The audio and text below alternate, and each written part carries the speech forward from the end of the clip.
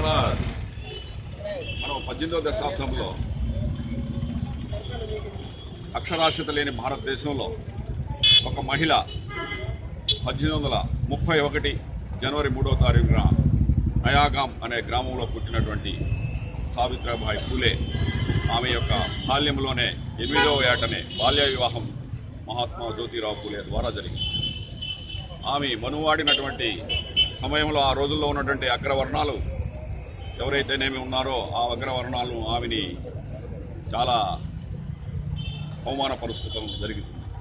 అలాంటి పరిస్థితుల్లో ఆమె విద్యని నేర్చుకొని తను యొక్క భర్త అయిన జ్యోతిరావు పూలే అండదండలతోటి ఆమె ఆ విద్యను నేర్చుకొని ఈ యొక్క సమాజంలో ఏమి చేయాలనేది ఒక విప్లవాత్మకమైన మార్పు తీసుకొచ్చినటువంటి ఘనురాలు మన సావిత్రిబాయి పూలే.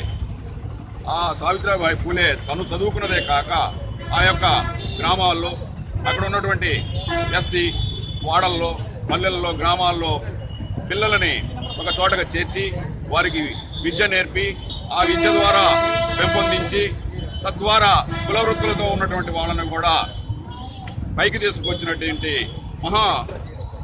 మహారాలు మహాపుణ్యవంతురాలు ఆ తల్లి సావిత్రిబాయి పూలే.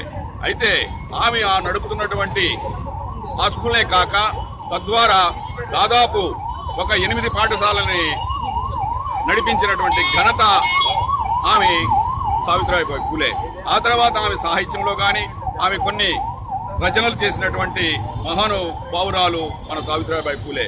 కాబట్టి ఇప్పుడున్నటువంటి తరంలో ఉన్నటువంటి ఈ యొక్క బీసీ అని చెప్పుకుంటున్నటువంటి మన 139 కులాల్లో ఉన్నటువంటి మనందరి సమూహం కూడా కలవడానికి కారణం ఆ రోజు ఆమె ఈ 18వ దశాబ్దంలోనే ఇంతలో విప్లవాత్మకమైన మార్పులు తీసుకొచ్చినటువంటి సావిత్రిబాయి పూలే వారిని ఆదర్శంగా తీసుకొని ఈనాటి మహిళలు కానీ మనము కానీ విప్లవాత్మకమైనటువంటి భావాలతోటి మన పక్కన ఉన్నటువంటి వాళ్ళు కానీ మన వీధుల్లో ఉన్నటువంటి వాళ్ళని అట్టడుగు వర్గాల్లో ఉన్నటువంటి మన పేద బీసీ వర్గాల్లో ఉన్నటువంటి ప్రజలను కానీ పిల్లలను కానీ మనకున్న దాంట్లో శక్తి కొలది వాళ్ళకి విద్యని నేర్పించడం కానీ లేదా వాళ్ళకి ఉపాధి కల్పించడంలో కానీ మనం ఉన్నతమైన స్థానంలో ఉన్నప్పుడు వాళ్ళకి కొంచెం మనం సహకారాలు అందిస్తే అదే నిజమైనటువంటి ఘనమైనటువంటి నివాళని సావిత్రిబాయికి మేము ఈ రకంగా ఈ సమాజంలో ఉన్నటువంటి మన బీసీ వర్గాలకు తెలియజేసుకుంటూ అట్లాగే జాతీయ బీసీ సంక్షేమ సంఘం ద్వారా